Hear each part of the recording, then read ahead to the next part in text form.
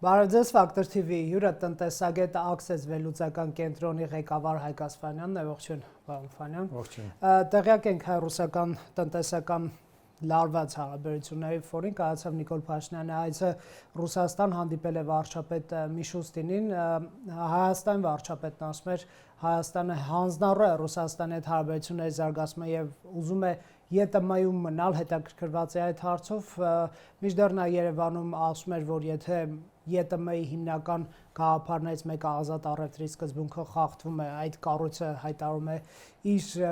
ինքնալուծարման մասին ըստ էության, իսկ Միշուստինը հույս ուներ, որ ընտրություններից հետո ձևավորված Հայաստանի նոր կառավարություն կապավե Ռուսաստանի հետ հարաբերությունների զարգացումը բարեկամության, բարիդրացիության ոգով եւ ուշադրություն կապավի հարմարավետ միջավայր ռուս ներդրողների համար, որ նրանց իրավունքները եւ շահերը հարգվեն։ Այս հարցին քիչ անց կանդրադառնանք հեցի կոնտեքստում։ Դուք ինչպես եք գնահատում ներկա իրադրությունը հայ-ռուսական քաղաքական նաեւ միգուցե հարաբերությունների են սրանք վերածվել այս տնտեսական հարցը։ Ես կասեի քաղաքական հարաբերությունները իրենց անդրադարձն են գտել նաեւ տնտեսական հարաբերությունների վրա։ Ըստ էության մենք տեսնում ենք վերջին տարիների համար աննախադեպ լարված տնտեսական իրավիճակ Հայաստանի եւ Ռուսաստանի միջեւ, որը տարբեր ձև է արտահայտվել, այդ թվում նաեւ մեր արտահանման հետ կապված խնդիրները, որը մենք գիտենք, կա բուսասանիտարական որոշակի սահմանափակումներ հայկական ապրանքների նկատմամբ եւ նաեւ ձկնամթերքի նկատմամբ, չհաշված կոնյակի եւ հանքային ջրի նկատմամբ էպիզոդային բնույթ կրող սահմանափակումները, որը առանձին ապրանքների կամ որը առանձին ընկերությունների կամ առանձին ընկերությունների խմբականակների, ապրանքային խմբականակների վրա այդ սահմանափակումները եղել։ Այս առումով հարաբերությունները լարված եմ գնահատում, միևնույն ժամանակ պետք է նշեմ, որ առաջիկա ամիսներին չէ, շաբաթներին մենք ըստ էության դեեսկալացիայի առանձին տարեր կտեսնենք, որովհետեւ ինքը Ռուսաստանը եւս հետաքրքրված է Հայաստանի հետ տնտեսական հարաբերությունների պահպանմամբ, որտեղ դա մնացել է միակ լծակը տնտեսական ստեցության հարաբերությունները մնացել, որով Ռուսաստանը կարող է իր ազդեցությունը տարածել Հայաստանի վրա։ Հետևաբար հարաբերությունները պետք է գնան դեպի դեեսկալացիայի ուղղությամբ, հայ արտադրողները շարունակեն արտահանել իրենց ապրանքները Ռուսաստան եւ միակ ռիսկը, որ ես բան ռեալ տեսնում եմ, դա գազի գնի հնարավոր վերանայումն է, որը կարող է լուրջ խնդիրներ առաջացնել մեր տնտեսության համար։ Դեեսկալացիայի հավանականությունը իրոք իսկ ինչքան է, որովհետև ամեն դեպքում ռուսական կողմից շատ կոնկրետ հարց են դնում Եվրամիության վերցումը կամ շարունակում եք առանց ԵՏՄ-ի, կամ չեք շարունակում մնալով ԵՏՄ-ում եւ հիշում ենք նաեւ Լավրովը դեկտեմբերը որակում էր որպես ԵՏՄ-ում Հայաստանի կարգավիճակի հստակեցման վերջնաժամկետ, չգիտեմ այդ բառը ինչքանով է ճիշտ, բայց հավանաբար գագաթնաժողով ինչ որ տեղի կունենա առաջիկայում օգոստոսին էլ գիտենք ԵՏՄ միջկառավարական խորհրդի նիստն է, կարծում եք տնտեսական փաթեթավորմամբ քաղաքական պահանջներից Ռուսաստանը նահանջ կկատարի այս փուլում։ Մենք երևի թե մի քանի, այս ժամանակահատվածի պետք է բաժանենք։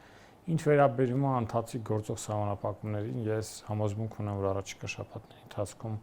մենք որոշակի դրական միտումներ կտեսնենք, իրավիճակը կդեեսկալացվի։ Ինչ վերաբերում է ընդհանուր հարցի առկայության վերաբերյալ, այսինքն Ռուսաստան կթույլատրի կրկին հայկական կթույլատրի կարող է ավելի, այսինքն այն ցանկը, որը մենք ունենք, հունիսի 12-ի դրությամբ, որ մենք բավականին ցավալուն ցանկ ունենք, որոնք սահմանափակված էին, Իրան, ծաղիկներ, լոլիկ եւ այլն, կորիզավորներ, ես կարծում եմ, որ հավանականությունը բավականին բարձր է, որ առաջիկա ամիսներին այդ ապրանքների մի զգալի մասը կթույլատրվի արտահանել Ռուսաստան, ինչ վերաբերում է առհասարակ ընդհանուր հարցին, այսինքն ԵՄ թե ԵԱՏՄ, այս դիլեմայի հարցին, որը կարծում եմ կշարունակի, այսպես ասած, կախված մնալ հայ-ռուսական քաղաքական օրակարգում, ինչ կկատարվի դեկտեմբերին, այս բանին կդժվարանամ ասել, թե ինչ զարգացումներ մենք կունենանք դեկտեմբերին։ Շատ լավ, իսկ Եվրամիության որոշումը ընդհանրապես ինչպես է անդրադառնում Հայաստանի տնտեսության վրա, ես ինչքան հասկանում եմ, այդ թվում նաև հայաստանյան պաշտոնյաների հետ խոսելիս, այս որոշումը բացել հայաստանյան ապրանքների համար Եվրամիության շուկան, այո, պայմանավորված է Ռուսաստանի ճնշումներով, բայց այդ որոշումը չի վերանայվելու կախված Ռուսաստանի վարքագծից, այսինքն դա լինելու է երկարաժամկետ, հա։ Բնականաբար այնպես չի, որ իմ նշած դեէսկալացիայի էլեմենտներից հետո Եվրամիությունը այն autonomous trade measures, հա, այսպես կոչված այդ արտոնյալ առևտրային միջոցների ռեժիմը կթույլատնի կամ կվերանայի։ Սրանով ըստ էության շուրջ մեր ապրանքային ամենացանկի նշվեց 80%-ը հնարավորություն կունենա 0% մաքսատուրքով մտնել Եվրամիության շուկա։ Ընդհանուր Եվրամիության քայլերը Հայաստանի նկատմամբ վերջին ամիսներին միայն ողջունել կարելի է, հատկապես ինձ շատ ուրախացրեց այն հանգամանքը, որ շուրջ 18.5 միլիոն եվրոյա նախատեսում տրամադրել այսպես կոչված արտահանման գործակալության ձևավորման եւ կարողությունների զարգացմանը, սա շատ դրական եմ գնահատում, որը թույլ կտա ձևավորել կայուն հիմքեր հետագայում մեր արտահանումը ցանկալի մակարդակում պահելու համար։ Ինչ վերաբերում է ընդհանուր Եվրամիության, այսպես ասած, մեր արտահանման հնարավորությունների մասին, ինձ մեկ-մեկ զարմացնում եւ երբեմն նաեւ զայրացնում է, որ մենք քննարկում ենք sense ԵՄ թե ԵԱՏՄ, հա, իրականում ԵՄ եւ ԵԱՏՄ տարածքում կան շատ այլ երկրներ, որտեղ մեր ասենց ասեմ, մեր շանսերը շատ ավելի բարձր են, որ մեր ապրանքները հաջողությամբ այդ շուկաներում հանդես կգան, բայց ԵՄ-ն էլ ինքը հետաքրություն կարող է ներկայացնել եւ ներկայացնում է հայ տնտեսվարողների համար, այլ բան է, օրինակ իմ սպասումները շատ ավելի սահմանափակ են։ Մենք այստեղ պետքա նշենք, որ խոսքը ոչ միայն մաքսատուրքերով է պայմանավորված, եվրոպական շուկան ծանոթ չի հայկական ապրանքներին, հայկական բրենդներին եւ այս առումով ժամանակ է պետք, որպեսզի սպառողների վարքագծում ինչ-որ բան փոխվի։ Այդ ժամանակը հնարավոր չի իրականացնել 1-2 տարվա ընթացքում, դա մեզ պետք է լինելու տարիների այսպես ասած, համատեղ աշխատանք եւ պետության կողմից եւ բիզնեսի կողմից այս ջանքերը պետք է հետեւականորեն իրականացվեն, որ որոշակի արդյունք ունենանք։ Եվ այս առումով ես հատկապես կուզեի մեր ունկնդիրների սպասումները մի փոքր, այսպես ասած, մեղմել, սառեցնել, որովհետև ես մեկ-մեկ հանդիպում եմ մեկնաբանությունների կամ սպասումների, որոնք չափից շատ կամ դրական են կամ չափից շատ բացասական, ողբերգական, որ մենք ոչ մի բան չենք կարող։ Բնականաբար, ինչպես փորձը ցույց է տվել նախորդ բոլոր դեպքերում, ճշմարտությունը այդ երկու ծայրահեղությունների մեջտեղում անկած, բայց որ հատվածում հա դեպի ավելի շատ пассив, թե դեպի դրական ժամանակը ցույց կտա, բայց այս ուղղությամբ իհարկե պետք է աշխատել։ Իսկ պարոն Ֆանյան, եթե ռուսական կողմը այսպես ճնշումները մեծացնի անզիջողականության ձևաչափով, այսինքն որևէ տարբերակ չկա, Հայաստանը պետք է ամեն դեպքում ընտրությունը կատարի։ Այո, ընտրությունը կատարի, հա։ Հասկանանք մեր շանսերը եւ հասկանանք շանսեր, ընդ որում հասկանալի է, որ ԵՄ թե ԵՏՄ այդ դիլեման միայն առևտրի մասին չի, դա աշխարհաքաղաքականության մասին է, եկեք պարզ ասենք, հա։ Եվ ձեր գնահատմամբ նաև տնտեսագետ, որպես մասնագետ, այդ ոնց եք դուք տեսնում Հայաստանը այդ ապագան, ինչ չափորոշիչներով պետք է ոչ միայն Հայաստանի կառավարությունը, այլև Հայաստանի քաղաքացին որոշում կայացնի պետության զարգացման ռազմավարական ապագայի մասին մտածելիս, ինչ չափորոշիչներ մենք պետք է հաշվենք։ Դուք շատ ճիշտ նշեցիք, որ հարցը աշխարհաքաղաքական կողմնորոշման մասին է եւ այստեղ տնտեսությունը ուղղակի հետևանքներն է, որ իր վրա կրելու է։ Ակնհայտ է, որ եվրոպական ուղու ընտրությունը մեր տնտեսության համար որոշակի բարդություններ է ստեղծելու։ Սա պետքա բոլորը գիտակցենք, բայց սա դեռևս չի նշանակում, որ եթե օրինակ մենք ունենալու ենք կորուստներ, ուրեմն եվրոպական ինտեգրման ճանապարհը չպետք է ընտրենք։ Մենք ուղղակի պետք է ինքներս հասկանանք ինչ հնարավոր վնասների հետ գործ ունենք, ինչպես կարող ենք այդ վնասները նվազեցնել, եւ մեր ընտրությունը, այսպես ասած, գիտակցված պետք է լինի այդ ուղղությամբ մեր քայլերը իրականացնելու։ Ես այդ հարցին թույլ տվեք պատասխանել որպես քաղաքացի, ոչ որպես տնտեսագետ, քանի որ մենք մեր երկրի, հա, տեսլականի մասին է այս ամեն պատմությունը, ես ինքս պատկերացնում եմ դեպի արևմտյան, հա, քաղաքակրթության ընտանիքում, այսպես ասած, լինելու, հա, Հայաստանը որ լինի արևմտյան աշխարհի մի մասը, եւ այս առումով նույնիսկ այն վնասները, որը մենք կրենք, ըստ էության մեր բնակչությունը, մեր հասարակությունը պետքա որոշակի զրկանքներ ունենա։ Դա նույնը, եթե օրինակ հիմա այդ հարցը ասես գնանք հետը Հայաստանային 90-ականների սկզբին,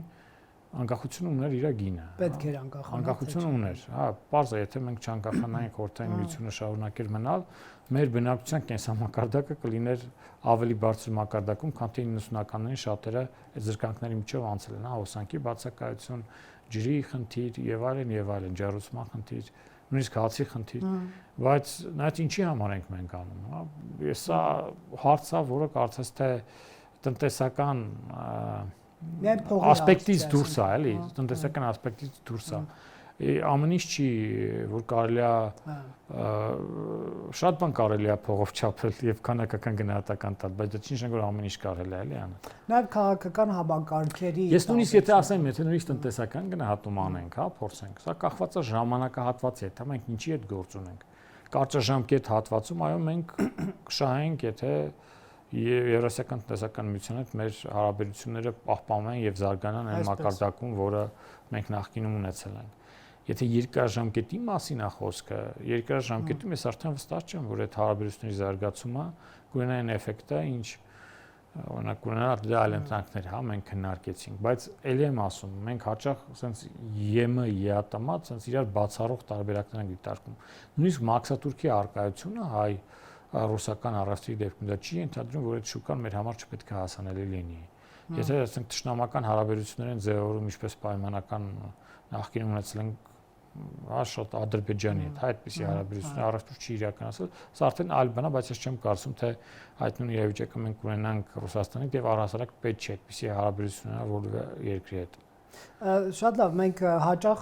ու ձեզ հետ այլ մասնագետներ հետ էլ հաճախ խոսել ենք մեր ապրանքների ստանդարտների հարցը, բայց երբ պետք է խոսել կյանքի ստանդարտի հարցը, այսինքն այն սննդամթերքը, որ մենք ենք սպառում, այն բուժծառայությունները, որ օգտվում ենք, կրթության որակ, գիտություն, հասանելիություն գիտելիքի աշխարհին, տեխնոլոգիաներին,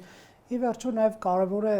ազատ տեղաշարժի իրավունքին, նույն Եվրոպական միության Շենգենյան գոտում, ասենք մեր քաղաքացիները եթե հնարավորություն ունենան, չգիտեմ, շաբաթ-կիրակի գնալ Իսպանիա հետ գալ կամ Իտալիա, այսօր կարող է ժպիտ է սա առաջացնում, բայց դա էլ կյանքի որակ փոխող, հա, իրադարձություն է, այսինքն ԵՄ թե ԵՏՄ դիլեման, որ մեր կյանքում կա, երևի այս ասպեկտով էլ կարելի է անդրադառնալ։ Ձեր նշածը ոչ տնտեսական հաստատություն, ոչ տնտեսական, հա, ասենք, իմ ինչ որ մեկին կարող է դուրս գա ինքը գնա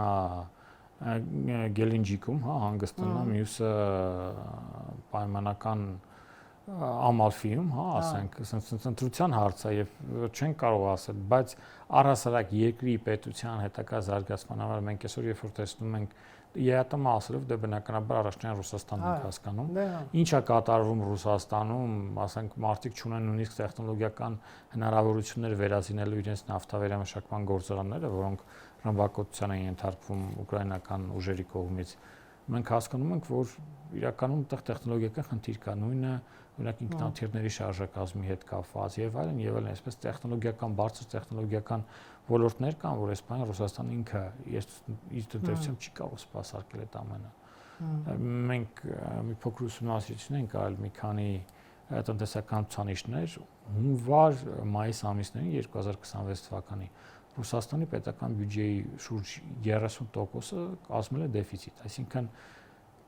ամեն ծախսած 3 ռուբլից գրեթե 1 ռուբլին դա պարտքով գումար է։ Հիմա եթե պատկերացնում ենք այդ ձևի Ռուսաստանը, ձևի ԵԱՏՄ, դա ընտրության հարց է, բայց գոնե մենք պետքա տեղյակ լինենք, թե ում հետ եւ ինչի հետ գործ ունենք, էլի։ Ինչի հետ գործ ունենք, կարևոր բան ասացիք, իսկ հայկական կողմից նախաձեռնություն կարող է գալ ԵՏՄ-ում Հայաստանի ապագան որոշելու մասով ձեր կարծիքով, որովհետեւ կնեք մենք սովորենք ռուս պաշտոնյաներից այսօրեն լսենք, եւ դուք սպասելիքներ ունեք դեէսկալացիայի տնտեսական առումով, այսինքն կրկին թույլատրի Ռուսաստանը իր ապրանքները տանել, բայց նաև Նիկոլ Փաշինյանը հստակ էր ամեն դեպքում այս հարցը դնում, որ եթե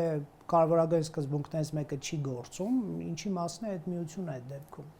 Ինչքանով կարող է հայկական Չեմ կարծում, որ հայկական կողմը ինքը նախաձեռնող կլինի այսպիսի իրավիճակում։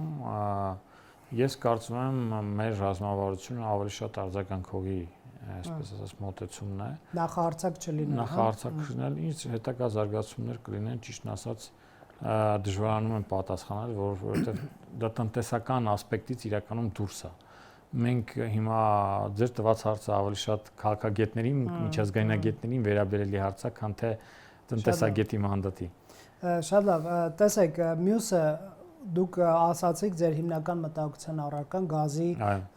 գինն է, ինչով է պայմանավորված այդ մտահոգությունը։ Ըստ էության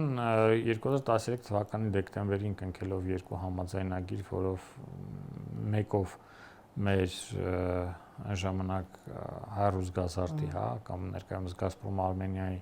այդ բաժնետոմսերի 20% է եւ փոխանցվում է ռուսական կողմին եւ Ռուսաստանը 100% սեփականատեր էր դառնում։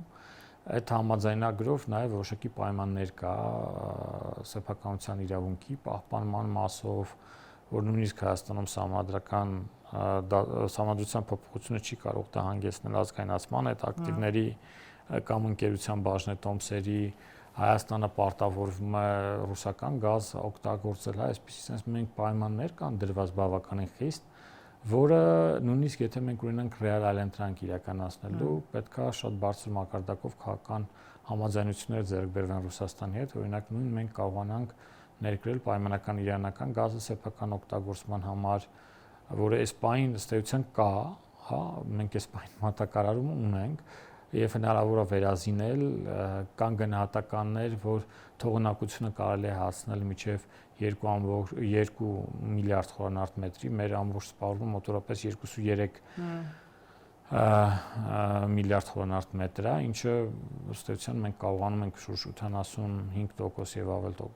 միայն Իրանով։ Միայն Իրան, այսինքն եթե վերազինվի գազամուղը, այսինքն պոմպեր տեղադրվեն, որ ճնշման բարձրացման միջոցով հնարավոր կլինի դա ապահովել, իհարկե դա որոշակի ժամանակահատված է պահանջելու, բայց այդուհանդերձ մենք պետք է Ռուսաստանի հետ համաձայնությանը գանք։ Այո,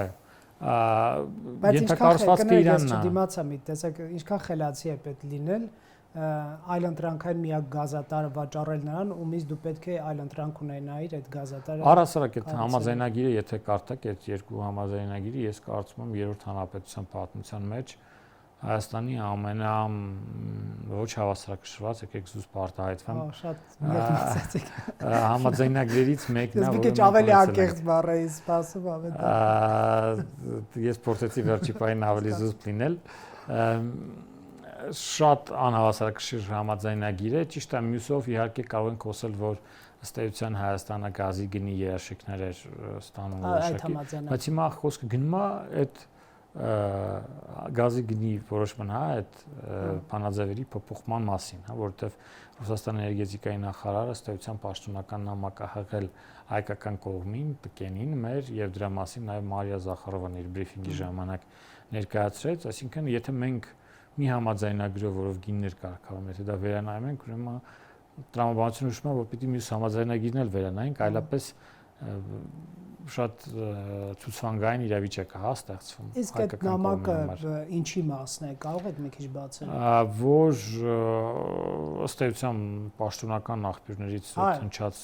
մեկն, եթե Հայաստանը շարունակում է եվրոինտեգրման ուղղությամբ քայլեր իրականացնել, Ռուսաստանը կարող է վերանայել գազի գինը Հայաստանի համար։ Մենք մի փոքր այսպիսի հաշվարկ ենք արել, եթե գինը դառնում է $350 մեկ խորանարդ մետրի համար, մեզնից պահանջվելու է լրացուցիչ մոտավորապես $400 միլիոն։ Տարեկան հաշվի առնելով մեր գազի սպառման ծավալները, մեզնից կպահանջի լրացուցիչ մոտավորապես $400 միլիոն, որը բավականին շոշափելի գումար է մեր տնտեսության համար։ Ես ուզում եմ հիշեցնել, որ մեր ամբողջ հնան մոտավորապես $29 միլիարդ մասին է խոսքը գնում, իսկ $400 միլիոն արդեն մեր հնայի մոտավորապես 1.3%-ին համարժեք գումար է իրենից ներկայացնում։ Սա պայման է Ռուսաստանի կողմից, եթե շարունակում եք։ Այո, արդեն շատ, այսպես ասած, բաց եւ առանց որևէ երկիմաստ մտքի մարդիկ հայտարարում են իրենց հետագա պլանների կամ այսպես ասած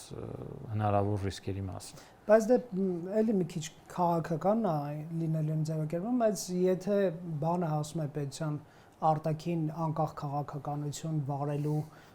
ռեսուրսներին, պետք է որոշել կամ էժան գազ կամ մի քիչ ավելի անկախ արտաքին քաղաքականություն, եթե այդպես է։ Դուք զուգահեռներ տարակ ինքնիշխանության եւ բանի հետ ես ինչու ժպտացի սրանից տարիներ առաջ դեռ 2019 թվականի հունվարին, երբ առհասարակ չէր քննարկվում այդ թեման, ես մի հոդված էի հրապարակել մեր այն ժամանակվա մամուլում, կոչվում էր ինքնիշխանության գինը։ Ու տեղ հաշվարկել ենք, թե մենք շահել ենք, ես վստահ եմ, որ չեք կարդացել, այնտեղ գազի գինը տատանվում էր, որոշ ժամանակ մենք շահում ենք, որոշ ժամանակ տուժում, որովհետև մերը ֆիքսված էր համաշխարհային գները, բարձրանում եւ ցածրանում են։ Մի խոսքով մենք բնականաբար շահում էինք այդ գործարքի արդյունքում ու հարցը բարձրացնում, եթե օրինակ մեր այդ արտոնյալ գազի գինը նայավ, որ ՄԱԿ-ում պետք է քվեարկենք Կուբայի խաղաղության մի քանի պետությունների հետ, ինչ որ Ղրիմի հետ կապված բանաձևերի օգտին, արդյոք մենք պետք է դա առհասարակ, հա, այսինքն մենք ոչ թե այստեղ մեր խնդիրը Ղրիմի օգտին քվեարկել չքվեարկելն է, այլ մեր խնդիրը որտեղ ենք մեզ պատկերացնում, հա, պատկերացնում ենք 95% երկրների կողքին, թե այն 5% երկրների կողքին։ Քանի որ ստանում ենք էժան գազ։ Քանի որ ստանում ենք էժան գազ, ու այտենց վերնագիրը այդպես էր կոչվում ինքնիշխանության գին։ Հիմա առաջիկա օրերին մենք մի նոր հոդված ենք պատրաստում մեր կենտրոնը, որպեսզի հրապարակի, մոտորապես նույն ոնց որ լեյտմոտիվով մենք որոշակի հաշվարկներ ունենք, որ ցույց ենք տալի, թե ինչ որտեղ ենք շահել, որտեղ ենք շահում եւ ինչ այլ ընտրանքներ կան գազի հետ կապված։ Ես անպայման կկարտեմ կայքը, կարող եք ցիտել մեր հեռուստադիտողներ մտնեն կարտեն։ Կոնկրետ հա, access-ի հոդվածը, չէ, հոդվածը այն ժամանակ այլ բանում էր հրապարակվել, այլ մեդիայում էր հրապարակվել։ Այն ժամանակ access չկար նույնիսկ էլ։ Չէ, այս նոր հոդվածը ես դեկատում։ Նոր հոդվածը ինքը հրապարակվելու է էլի մամուլում, դրա ցույց կտեղեկացնենք մեր։ Հետևեք Հայկ Ասֆանյանի Facebook-յան էջին կտեղադրի։ Բայց նաև նման դեպքերում Եվրամիությունը ունի, չէ, գործիքակազմ որոշակի սուբսիդավորելու գազի թանկացված գինը։ Մենք տեսել ենք նույն իրավիճակը Մոլդովայում եւ ԵՄ-ի աջակցությունը այդ առումով։ Ըստ էության, ինչը մեզ համար շատ պարզ դարձավ, ԵՄ-ն գոնե անկեղծ փորձում է իրենց ունեցած հնարավորությունների սահմաններում մաքսիմալը աջակցել Հայաստանի Հանրապետության այս իրավիճակում։ Բայց այդտեղ մեր ամբողջ, հա, այսպես ասած, բնակչության որոշելիք հարցն է, այս զրկանքների մեջով անցնել թե չանցնել եւ կարծես թե քաղաքական ընտրություններն էլ, հա, այսպես եթե ընդունենք որպես պրոքսի այդ հարցի, կարծես թե պատասխանը դրական է ավելի շուտ դրական է։ Այնտեղ, եթե չեմ սխալվում, միլիարդից ավելի Եվրամիությունը մոլդովական գազը կարող է թիվը սխալվում եմ իրապես թանկացված մասը սուբսիդավորել էր, դե այնտեղ նաև երկաթուղու հարց կար։ Ես ուզում եմ հիշեցնել Միշուստինը, երբ որ ասում էր ապահովեք հարմարավետ միջավայր ռուս ներդրողների համար նրանց օրինական շահերը հարգվեն, Նիկոլ Փաշինյանն էր ասում, ես հիշեցի Օվերչուկի ամիսներ առաջ այն հայտարարությունը, որ Փաշինյանը ասում է ռուսական բիզնեսը Հայաստանում սպառնալիքի տակ չի, բայց հակառակն են խոսում փաստերը խախտվել են էլեկտրաէներգիայի եւ մանրածախառնուրդի ոլորտում շահագրգռված ռուս գործարարի սեփականության իրավունքները հիմա առաջարկվել է ռուսական պետական ընկերությանը երկաթուղի նկատի ունի կոնցեսիան վաճառել Ռուսաստանը այս երկու զգայունություններ ունի ամեն դեպքում երկաթուղիներ եւ հեծ։ Հեծի հարցը փակված համարենք ընդհանրապես։ Ես կարծում եմ հեծի հարցը որպես այդպեսին ճիշտ ասած լուծումը, որը մենք վերջում ստացանք, իհարկե ինձ համար ամենաանցանկալի ճանապարհն էր եւ ես շարունակում եմ ռիսկեր տեսնել այն գործողությունների մեջ, որը արվել է այդ ընթացքում։ Բայց եթե սա ինչ վերաբերում է դրա հետ կապված, հա, ինչ վերաբերում է երկաթուղու հարցին, երկաթուղու հետ կապված ըստ էության ես սպասում եմ առաջիկա ամիսներին, որ մեր իշխանությունները ավելի ակտիվ կգտնվեն, մենք նաև նախորդիվ տեսանք, որ առաջի շնորհավորներից մեկը հենց Ղազախստանի նախագահն էր։ Ես առիթ եմ ունեցել նշելով, որ ղազախական երկաթուղները բավականին խոշոր ընկերություն է, 100 10-120 հազար աշխատակիցներով շահույթով աշխատող կազմակերպություն է եւ եթե ներգրավի դա հայկական երկաթուղիների կառավարման գործում մենք բավականին դրական առումով շահով դուրս կգանք, որովհետեւ ապրանքները, որոնք պետքա անցնեն միջին միջանցքով եւ նաեւ Թրամփի ուղով, դրանք հիմնականում լինելու են Ղազախական ապրանքներ եւ Ղազախստանը որպես այլընտրանք, ասենք չդիտարկի Բաքու, Թբիլիսի կարճ երկաթուղին, այլ կդարկի հայկական երկաթուղին, որովհետեւ իրենքն է հենց կառավարում, բնականաբար ինքը ունի սեփական հետաքրքրությունները այդ ամեն ինչում։ Միանշանակ։ Իսկ հավանականությունը ինչքան է, որովհետեւ բավականին բարձր եմ ես համարում, ես կարծում եմ թերևս Ռուսաստանի վերջի այդ սանկցիաները որոշակի դանդաղեցրին գործընթացը, հայկական կողմը չի ուզում եւս մեկ անգամ կրակին, այսպես կրակը թեժացնել, բայց կարծում եմ մինչև տարվա մեր մենք կարող ենք ունենալ որոշակի շոշափելի քայլեր, որովհետև հակառակ կողմում նաև թրիփի, իրագործման այդ ամբողջ բանն է եւ մյուս կողմից մենք ունենք որ թուրքական կողմը Կարսից Նախիջևան երկաթուղի է կառուցում, որը էլի վտանգ է ներկայացնում եւ մենք օր առաջ խնդիր ունենք մեր երկաթուղին արդիականացնելու, բերելու, այսպես ասած, շահագործող լավ վիճակում, որպեսզի ոչ թե օգտվեն տնտեսվարողները Նախիջևանից կարճ ճանապարհով, այլ հայկական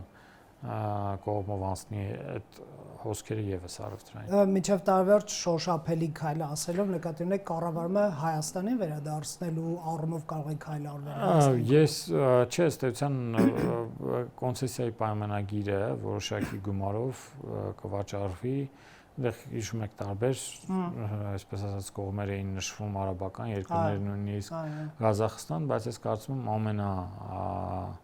տնտեսական նպատակահարմարությունը այսպես Ղազախստանն է։ Բայց Ռուսաստանը կվաճառի, կարծում եք Ղազախստանը։ Ես կարծում եմ այնպիսի իրավիճակ կստեղծվի,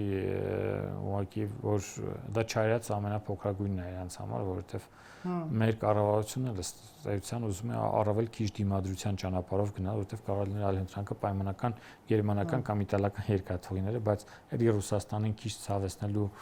ձգտումը հանգեցնում է, որպեսզի այդ պոտենցիալ օպերատորը լինի ղազախական ընկերություն։ Դեմքը պայելու խնդիր կա, եթե քաղաքականացնենք հարցը, այսինքն մինչև տարվերջ սպասենք ամեն դեպքում Ռուսաստան կողմից կոնցեսիոն կառավարման վաճառքի։ Եկեք ասենք կոնցեսիայի փոփոխության ուղղված գործուն քայլեր։ Ռուսաստան գործուն քայլեր, եկեք այսպես ասենք։ Շատ լավ, շնորհակալ եմ, կհետևենք։ Շնորհակալ եմ հրավերի համար։ Factor TV-ում հյուրընկալել էինք Հայկ Ասֆանյանին։